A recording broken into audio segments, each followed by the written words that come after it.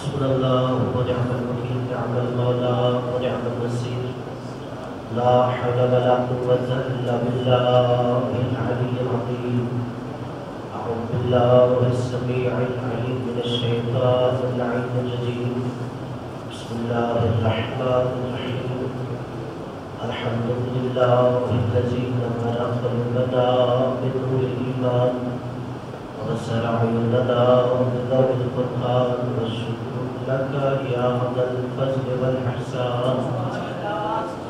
الصلاة والسلام على الذي جعلته نبيا في أول إيجاد الكون والمكان، ثم أورثته ألف عام في بحور العلم والبرهان، ثم الصلاة والسلام على ناصر شريعته وقاضي دينه ومنفذ أحكامه والمروج للإيمان والمنبه لأهل الكفر والفسوق والعصيان، ثم الصلاة والسلام على زوجته التي نزل في تزويجها القرآن، حيث قال سبحانه وتعالى مرج البحرين يلتقيان.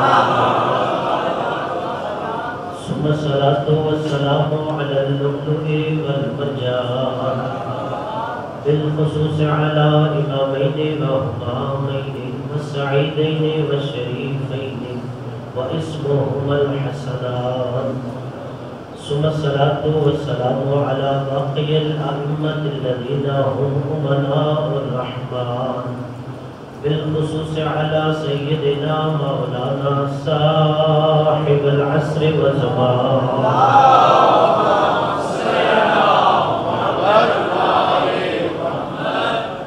صلوات الله على محبيه ولعنة الله على مبغضيه في كل حين وأوان.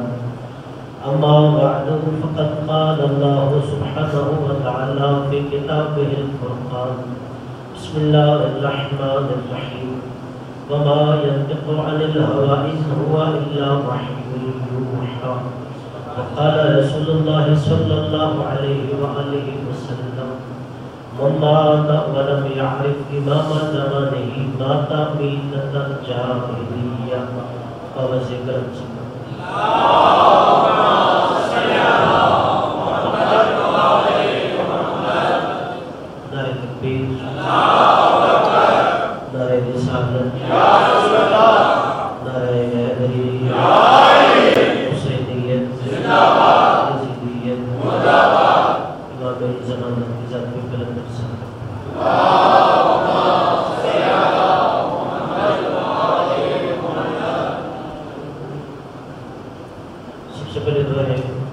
ہماری اس مبارک شب کے صدقے میں آپ جو دعائیں حاجات دلوں میں رکھتے ہیں ہمارے گھر کی بارگاہ میں مستجاب فرمائے.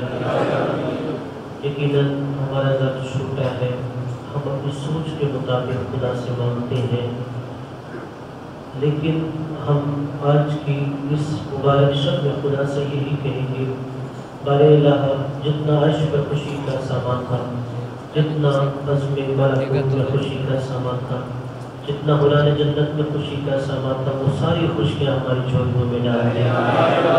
اپنی ساری رحمتیں ہم پہ نازل فرما، اپنا سارا جود و سخا ہم پہ نازل فرما. ہمیں سوائے ہمیں اہل بیت کی کوئی غم نصیب نہ فرما. اتنی ایسی دعائیں ہوتی ہیں جو انسان کے دلوں میں ہوتی ہیں، زبان پہ نہیں لا سکتا.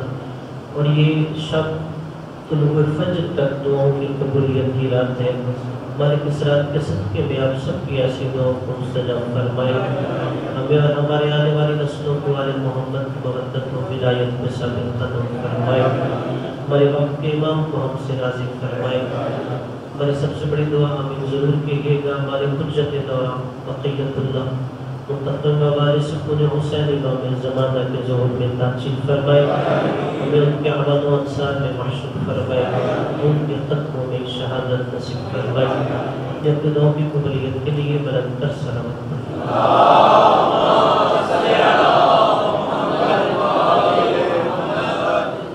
اذان گرامی، صاحبان عزیز وقار محمد اہل بیت علیہ السلام، عاشقان امام زمانہ علیہ السلام، میں نے اپنی سماعتوں کی نظر ایک آیت تلاوت کی جس سے پتہ چلے نبی کے فرمان کی اہمیت کیا ہوتی ہے۔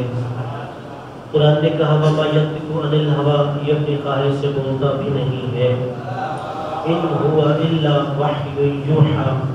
جب لفظیں بنتی ہیں، احادیث بیان ہوتی ہیں، جملے بولے جاتے ہیں، وہ میرے محمد کی خواہش نہیں ہوتی، وہ اللہ کی وحی کی ترجمانی ہو رہی ہوتی۔ جب یہ فیصلہ ہو گیا نبی خواہش سے بولتے نہیں ہیں، تو اب نبی کے کسی قول کو، نبی کے کسی فکرے کو، نبی کی کسی حدیث کو، نبی کی ذاتی خواہش کہنا خلاف قرآن ہوگا۔ اب نبی نے اب وحی سے بھری ہوئی زبان سے فرمایا من مات ولم يعرف امام زمانہ مات میتۃ جاہلیہ، کہ جو بندہ اس حالت میں دنیا سے رخصت ہو جائے کہ اسے اپنے زمانے کے امام کی معرفت نہ ہو تو وہ کفر کی موت مرتا ہے۔ زمانہ جاہلیت یعنی قبل از اسلام کا جو زمانہ تھا، کفر کی موت مارا جاتا ہے۔ اور قبلہ یہی، اگر کسی انسان کو مسلمان سے اس کی معرفت کا ادراک کرنا ہو تو گویا ہمیں نبی یہی فرما رہے ہیں اس سے پہلا سوال یہ کیا کرو تمہارا امام کون ہے۔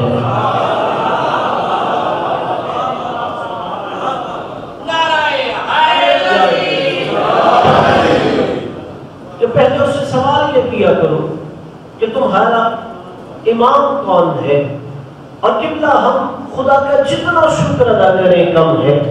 اگر آج کی ساری رات انسان سر سجدے میں رکھ کے اس ایک نعمت کا شکر ادا کرے کہ ہمیں اللہ نے 12 سچے امام دیے ہیں، اس ایک نعمت کا شکر ادا نہیں ہوگا۔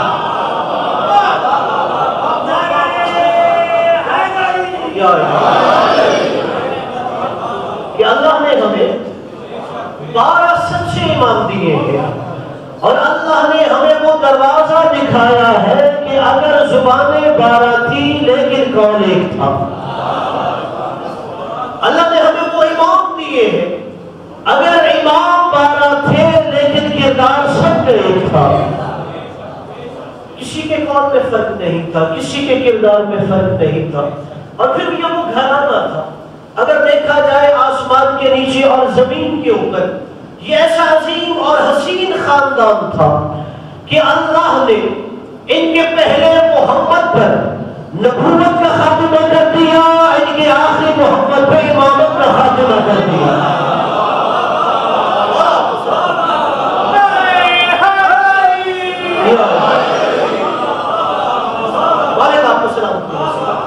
اس لیے کہ امام زمانہ کا ذکر ہے، ہر بندہ بیدار ہو کے بیٹھے، اس لیے کہ جو آج بھی سویا رہے سارا سال اس کا پھر مقدر سوتا ہی رہے۔ آج تھوڑا سا اپنے امام زمانہ کے نام سے جاگنا ہے تب پھر ہمیشہ آپ کا مقدر جاگتا رہے۔ یعنی یہ ایسا حسین خاندان ہے کہ پہلا محمد دیکھو تو اس میں نبوت کا خاتمہ ہوتا ہے، اگر آخری محمد دیکھو تو اس میں امامت کا خاتمہ ہوتا ہے۔ اور قبلہ اگر ذہن میں دار ہو تو یہی کافی ہے کہ پہلا محمد اس میں نبوت کا خاتمہ ہو گیا، آخری محمد اس میں امامت کا خاتمہ ہو گیا، تو پھر یہ ماننا پڑے گا کہ جیسے جو محمد کی نبوت کا منکر ہے وہ اللہ کی نظر میں اس میں لعنت ہوتی ہے، پھر یہ بھی ماننا پڑے گا جو مہدی کی امامت کا منکر ہو اس میں بھی اللہ جو ہے۔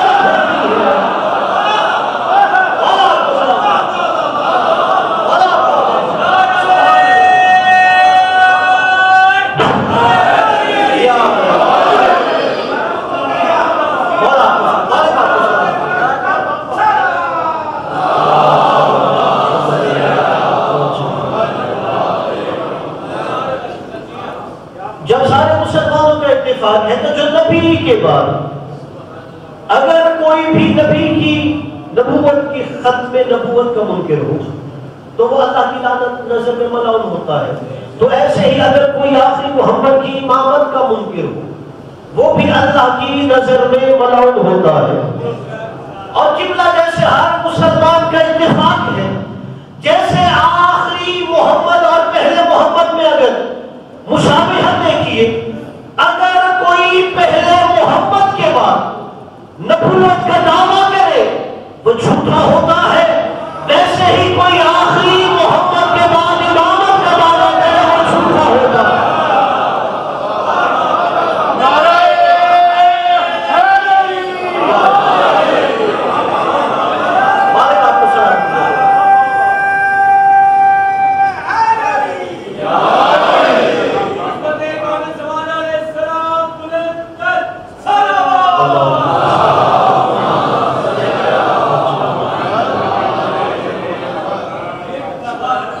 اگر کوئی پہلے محمد کے بعد نبوت کا دعویٰ کرے وہ جھوٹا ہوتا ہے، تو پھر یہ بھی ماننا پڑے گا اگر کوئی آخری محمد کے بعد امامت کا دعویٰ کرے وہ بھی جھوٹا ہوتا ہے۔ اور یہی سے پہلا محمد اور آخری محمد بھی سمجھ لیجئے اور منصب امامت بھی سمجھ لیجئے۔ دیکھیے حکومتی امام اور ہوتا ہے، اللہ کا بنایا ہوا اور ہوتا ہے۔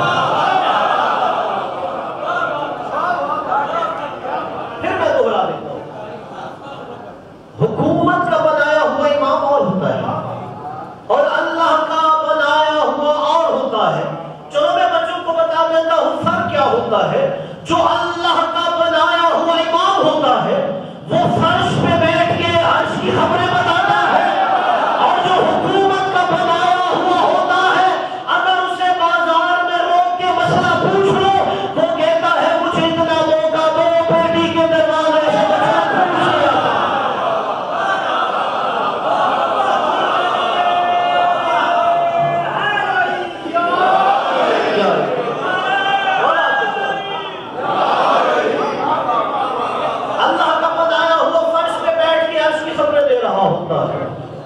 اور جو حکومت کا بنایا ہوا ہوتا ہے اگر اسے مسئلہ پوچھ لے تو وہ کہتا ہے انتظار کرو ابھی پوچھ کے آتا ہوں۔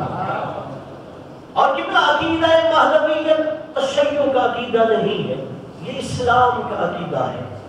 آپ جائیے صحیح بخاری پڑھیے، امام بخاری نے پورا ایک باب رکھا ہے کتاب میں جس کا نام باب الامام المہدی رکھا، اور اس لیے رکھا کہ ان ساری حدیثوں کو جمع کریں جو میرے نبی نے مہدی کے بارے میں فرمایا۔ اب میرا کوئی دوست کہے گا جب یہ عقیدہ اسلامی ہے تو پھر کیا وجہ ہے جب بھی امام مہدی کا کہیں تذکرہ ہوتا ہے تو لوگوں کو شک ہونے لگتا ہے یہ اندر سے شیعہ ہوگا؟ آپ کہیں جائیے سکول کالج میں جا کے امام مہدی کا تذکرہ کیجیے، آپ کا دوست یہی کہے گا یہ اندر سے شیعہ تو نہیں ہے۔ قبلہ ان میں اور ہم میں فرق کیا ہے عقیدہ مہدویت میں؟ وہ کہتے ہیں کہ ابھی مہدی آخری زمانے میں دنیا میں پیدا ہوگا۔ ہم نے کہا نہیں، وہ امام مہدی 255 ہجری 15 شعبان کی صبح کو امام حسن عسکری کی آغوش میں دنیا میں آ چکے ہیں۔ ہم کہتے ہیں وہ دنیا میں آ چکے ہیں، وہ کہتے ہیں کہ آخری زمانے میں وہ دنیا میں آئیں گے۔ اچھا وہ یہ کیوں نہیں مانتے کہ امام زمانہ دنیا میں آ چکے ہیں؟ اس کی دو وجہ ہیں۔ پہلی وجہ، اگر ان کے اسکالر یہ بتانا شروع کر دیں کہ امام مہدی دنیا میں موجود ہے تو پھر ان کے چاہنے والے یہ پوچھیں گے کہ ہمیں یہ بتاؤ کہ اتنی طولانی زندگی بندہ کیسے جی سکتا ہے۔ اگر آج کوئی بھی کسی مسجد میں ان کا عالم کھڑا ہو کے کہہ دے کہ امام مہدی دنیا میں آ چکے ہیں تو پھر ہر مسلمان سے یہی کہے گا مجھے ثابت کر کے بتاؤ کوئی بندہ اتنی طولانی زندگی کیسے بسر کرے گا۔ اور چونکہ اس سوال کا جواب نہیں ہوتا اس لیے وہ کہہ دیتا ہے کہ امام مہدی آخری زمانے میں آئیں گے، تو کوئی میرا بچے کہے گا پھر اس کی دلیل کیا ہے؟ کہ وہ ہر مسلمان کا عقیدہ ہے صرف مہدی زندہ نہیں ہے، ہمارا عقیدہ ہے صرف مہدی زندہ نہیں ہے بلکہ عیسیٰ بھی زندہ ہے۔ اور ایسے لگتا ہے کہ اللہ نے عیسیٰ کو زندہ بھی اس لیے رکھا ہے تاکہ دنیا کو مہدی سمجھ میں آ جائے کہ جب امام مہدی دنیا میں آئے گا تو عیسیٰ کو بھی زمین پہ بھیجا جائے گا، تو جیسے ہی وقت نماز ہو جائے گا تو وقت نماز میں جناب عیسیٰ کہیں گے فاطمہ کے بیٹے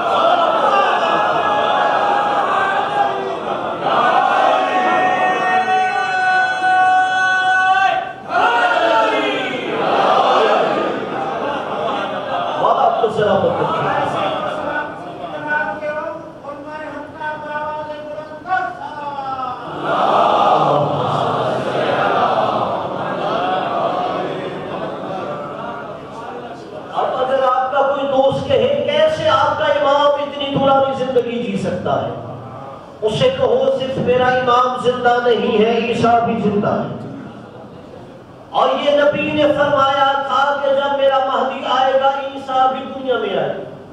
اور دیکھیے جناب عیسیٰ نبی کی حیثیت سے نہیں آئے، ان کی نبوت تو ختم ہو چکی، ان کی کتاب منسوخ ہو چکی، تو پھر عیسیٰ کیوں آئے؟ ان کی تو نبوت ختم ہو چکی، نبوت تو میرے نبی کی جاری و ساری ہے، شریعت ان کی منسوخ ہو چکی، شریعت میری نبی کی قیامت تک رہے گی، تو پھر عیسیٰ زندہ کیوں؟ اب دیکھیے میرے نوجوان دوستوں، اس وقت جو سب سے بڑا مذہب ہے، جو سب سے بڑا دین ہے، وہ دین عیسائیت ہے۔ سب سے زیادہ انسان بستے ہیں، اگر پوچھا جائے کہ تمہارا دین مسلک مذہب کیا ہے، وہ کہے گا میں عیسائی ہوں۔ تو جیسے ہی عیسیٰ دنیا میں آئے تو ساری اکثریت انسانیت جناب عیسیٰ کی طرف دوڑے گی۔ جیسے ہی عیسیٰ کی جنت دوڑے گی تو وہ دیکھے گا عیسیٰ خود کسی کے قدمے میں سر جھکائے ہوئے ہیں۔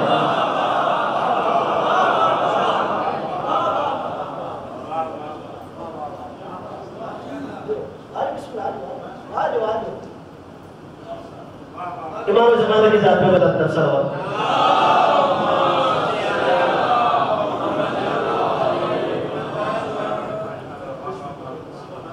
یعنی آپ کوئی بھی آپ کا دوست کہے، اس سے کہو تیرا عقیدہ ہے کہ عیسیٰ زندہ ہے، اور پھر یہ تو نہیں مانتا کہ مہدی کیسے زندہ ہوگا، یہیں سے سمجھ لو کہ جس کے قدموں میں عیسیٰ نے نماز پڑھنی ہے وہ عیسیٰ سے زیادہ تو نہیں۔ دوسری وجہ کہ کیوں یہ نہیں مانتے کہ امام مہدی دنیا میں آ چکے ہیں، اس کی دوسری وجہ یہ ہے اگر ان کے علماء کہیں کہ مہدی دنیا میں آ چکے ہیں تو ان کے ماننے والے کہیں گے وہ مہدی کس کا بیٹا ہے۔ اگر بتایا جائے وہ دنیا میں آ چکے ہیں، وہ پوچھیں گے کس کا بیٹا ہے۔ اگر یہ بتایا جائے وہ حسن عسکری کا بیٹا ہے تو پوچھیں گے وہ کس کا بیٹا ہے۔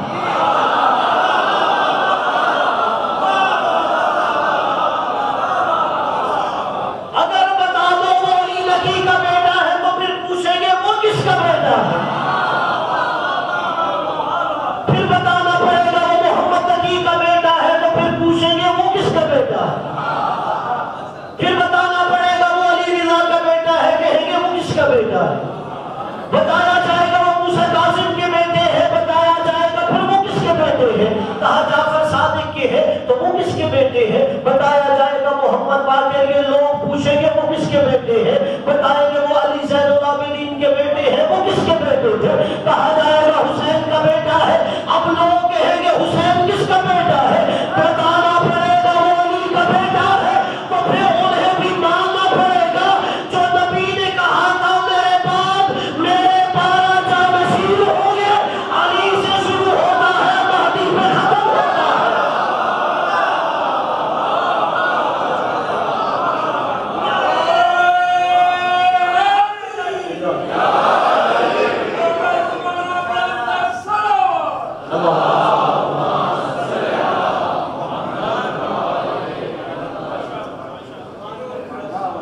اب جب اس سوال کا جواب نہیں ہوتا تو وہ کہتے ہیں کہ یہی کہہ دو ابھی مہدی نے آخری زمانے میں دنیا میں آنا ہے، اس لیے کہ آگے سے سوال کا راستہ ہی بند کر دیا جائے۔ آخری جملہ آپ کی زندگی فرماؤ، پھر انشاءاللہ میرے بھائی عمران آپ کو جشن سنائیں گے۔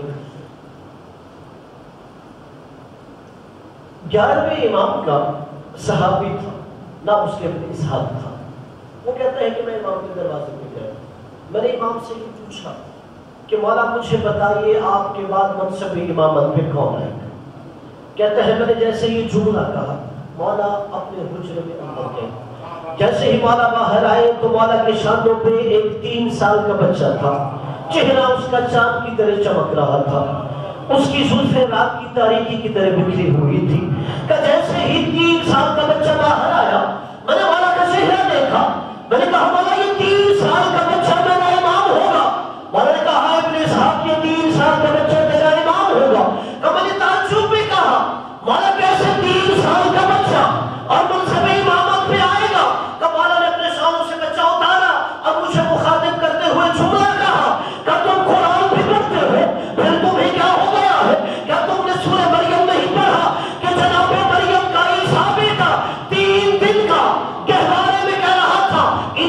عبداللہ